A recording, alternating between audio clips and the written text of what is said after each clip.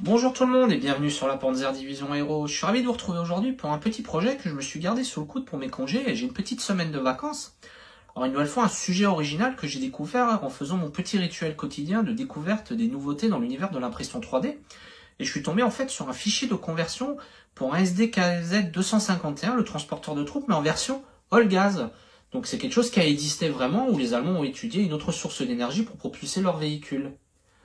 Alors, seule contrainte que j'ai eue, c'est que la conversion est de petite échelle, c'est du 56 mm, et malheureusement, mon plateau n'est pas assez grand pour pouvoir le faire au 1/35e.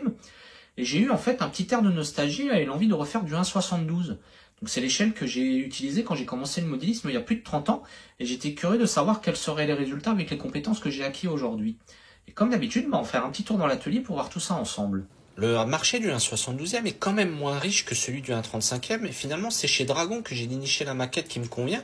Alors il me faut un SDKFZ 251 version C pour mon projet, avec quelques impératifs que vous allez comprendre un peu plus tard dans cette vidéo. Alors j'ai trouvé cette référence de disponible en stock et Dragon reste une valeur sûre que j'ai l'habitude de pratiquer. Je n'utiliserai pas le système de lance-roquette, alors si quelqu'un le souhaite, il peut me contacter pour que je lui envoie si c'est faisable. Et malgré la petite échelle, vous voyez, la maquette est très bien détaillée avec beaucoup de pièces et les détails sont très bien restitués. Alors, il y a très peu d'aftermarket pour ce véhicule et au final, les quelques modifications que je vais effectuer vont être faites avec l'aide de l'impression 3D. En particulier le système All Gaz, qui était en fait un appareil qui brûlait du bois et produisait du gaz combustible pouvant alimenter le moteur.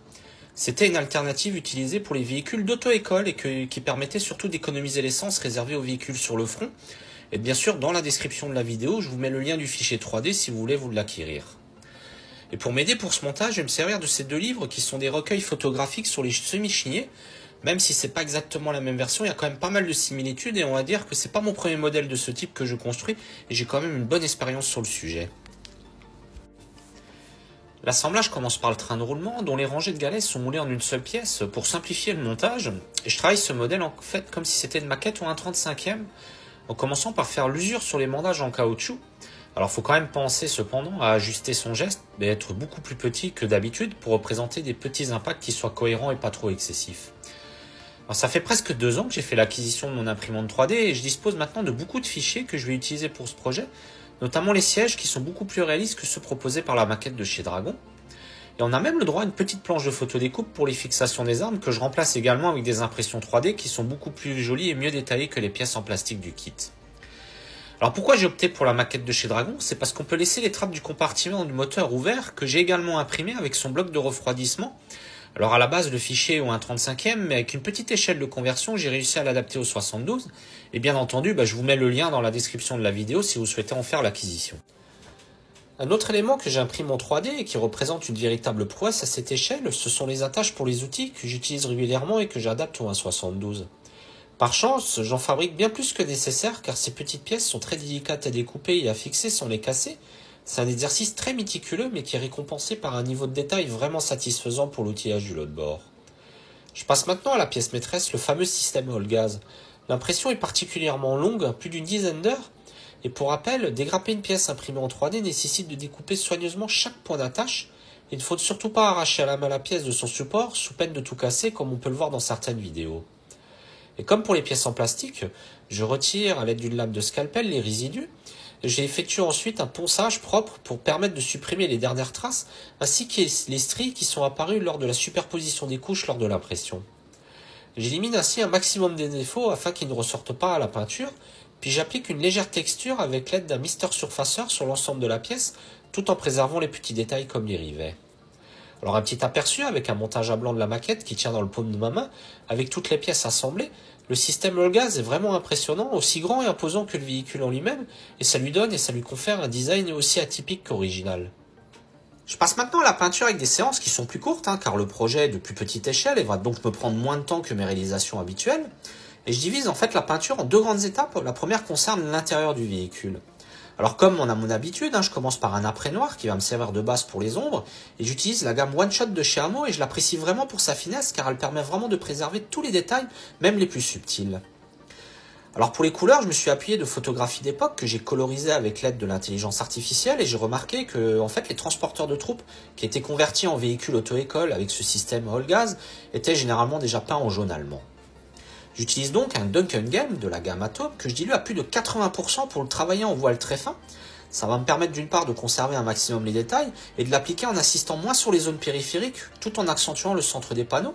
Et grâce à cette méthode, en fait, je fais ressortir la sous-couche en noir par transparence, créer ainsi une ombre naturelle et un effet de profondeur.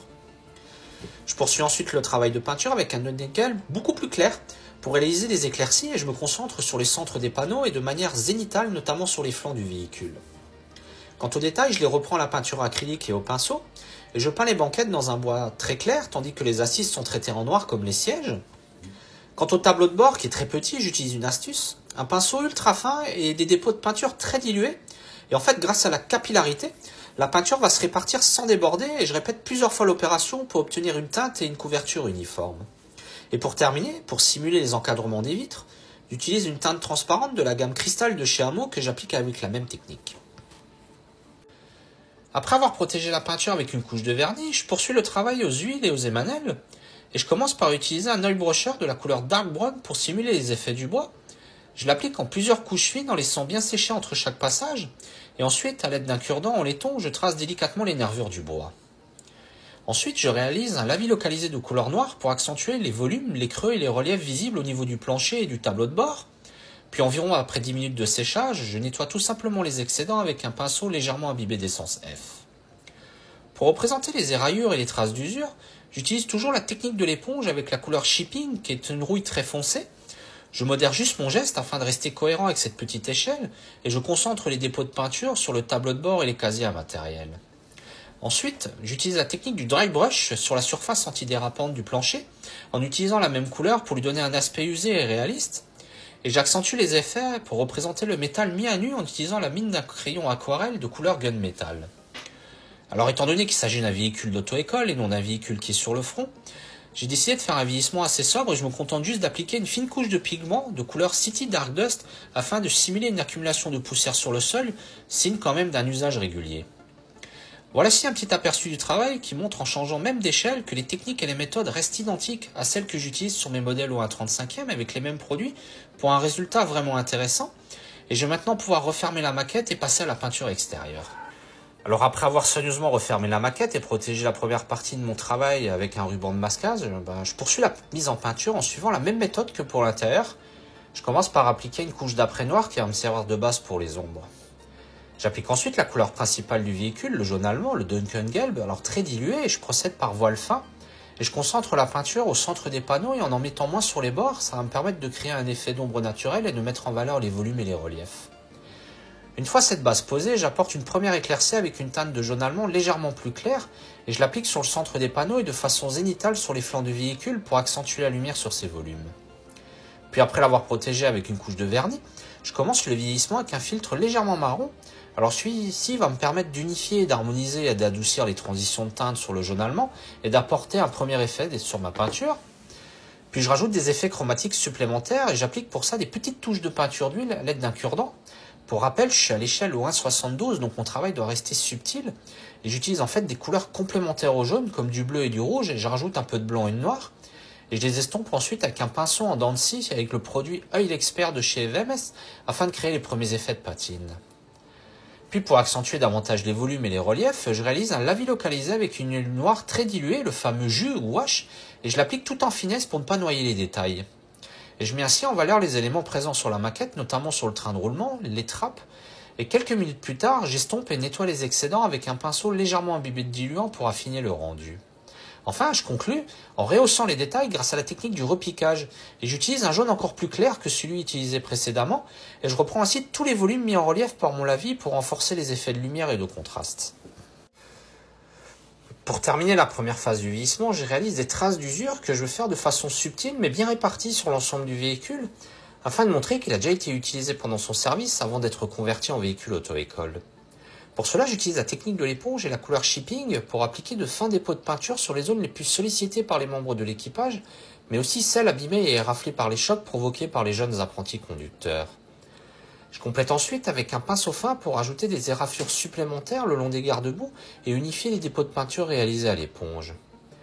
Pour accentuer encore un peu plus ces traces d'usure, je renforce l'effet avec des petits dépôts de couleur Light Rust, un produit à base d'émanel, que je fonds quelques minutes plus tard à l'aide d'un pinceau légèrement imbibé de diluant.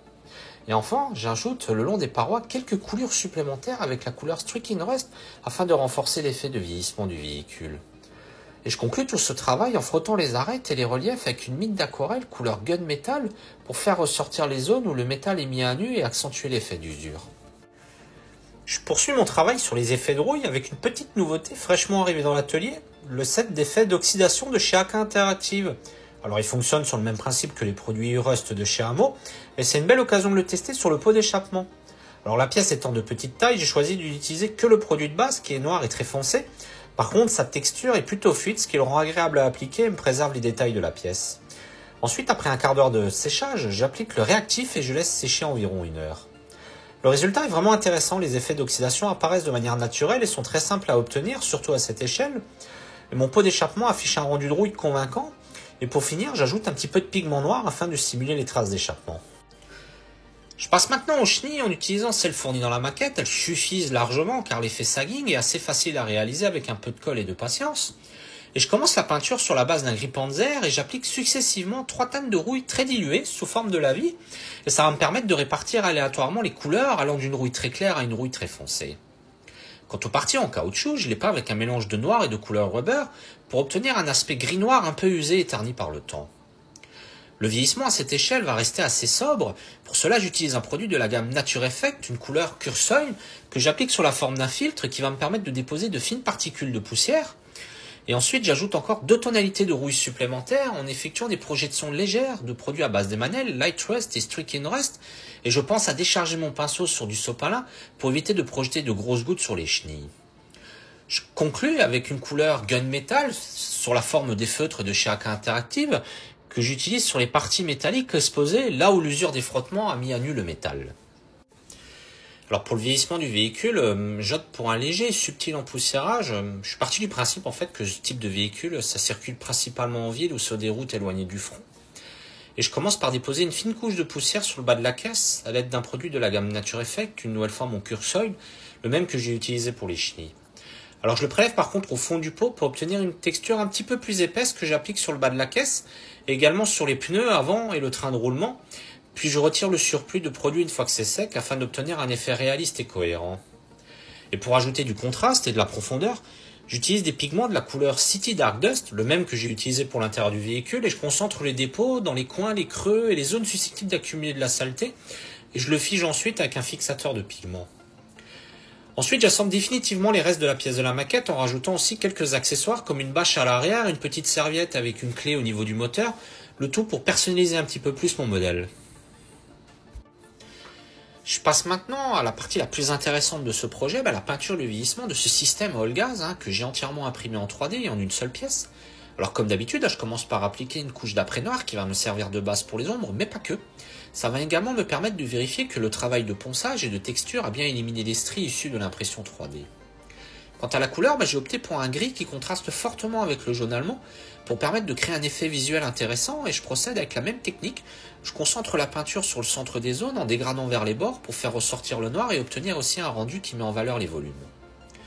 Je rajoute ensuite à ma couleur du blanc pour éclaircir certaines zones et je l'applique par-dessus les surfaces, celles qui sont le plus exposées à la lumière, ce qui me permet de souligner davantage les volumes et de renforcer l'effet de profondeur. Ensuite, sur la base d'un vernis, j'effectue quelques lavis localisés de couleur noire pour accentuer les derniers détails comme les vis et les boulons. Et j'enchaîne avec la technique du repiquage et une couleur gris très claire, ce qui me permet de faire ressortir les détails et d'ajouter davantage de profondeur à l'ensemble de mon modèle.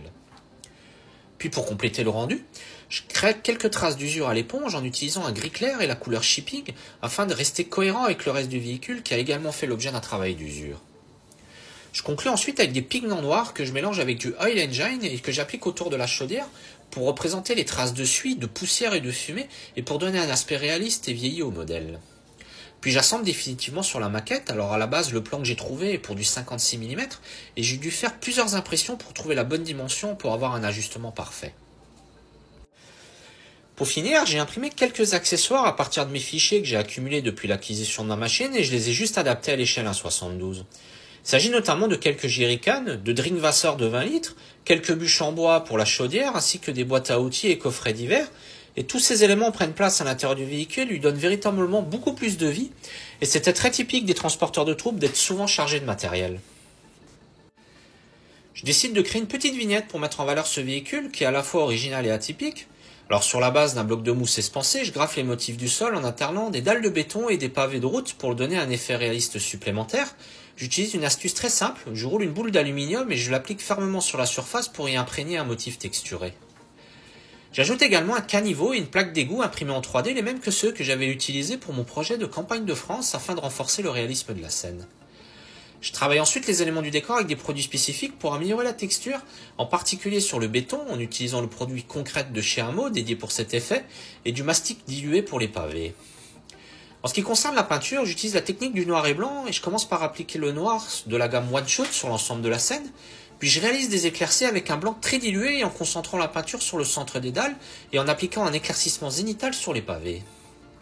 La peinture, quant à elle, est entièrement réalisée au pinceau avec des couleurs très diluées et en multipliant les couches pour faire ressortir mon travail de pré-ombrage et créer un effet de vieillissement réaliste.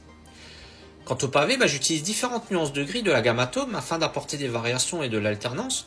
Le but, c'est tout simplement d'éviter de faire un sol qui serait trop monochrome. Pour accentuer les creux et les volumes de mes dalles, je réalise un lavis localisé de couleur noire que j'applique également en plusieurs couches. Et pour apporter du contraste supplémentaire, je fais un léger dry brush avec un couleur gris clair. Pour combler les interstices entre les dalles et les pavés, j'applique du sable très fin que j'ai passé à travers une tamis et je l'étale avec mes doigts. Et je fixe ensuite le tout avec le produit Sand & Gravel de chez Hameau, qui est en fait une colle très liquide et qui a un avantage, ne laisse aucune trace en séchant. Je termine tout ce vieillissement avec du pigment City Dark Dust, le même que j'ai utilisé pour le véhicule, afin d'ajouter des traces de poussière supplémentaires. Et j'ajoute également des projections de la vie noire très diluées pour simuler les traces de saleté sur le sol, en accentuant particulièrement sur la zone autour de la chaudière. Et voilà les amis, on arrive à la fin de ce petit projet.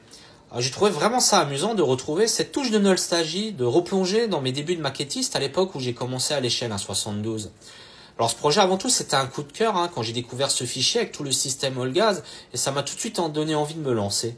Alors malheureusement le plateau de mon imprimante est trop petit pour le réaliser à mon échelle habituelle, d'où ce petit changement. Et c'était l'occasion d'affiner mes gestes, de gagner en rigueur, de progresser. Et ça m'a bien occupé pendant que la résine époxy pour l'eau de mer sur le projet du Landwasser-Shaper prenait. Alors merci une nouvelle fois de m'avoir regardé. Et si tu as aimé, n'hésite pas à t'abonner pour être informé de la prochaine vidéo. Et si jamais tu as des questions, n'hésite pas à me les poser dans les commentaires ou à me contacter par email. Je serai ravi de te répondre. En attendant, prenez soin de vous avec l'arrivée des beaux jours, maquettez bien et à bientôt dans l'atelier. Ciao les copains!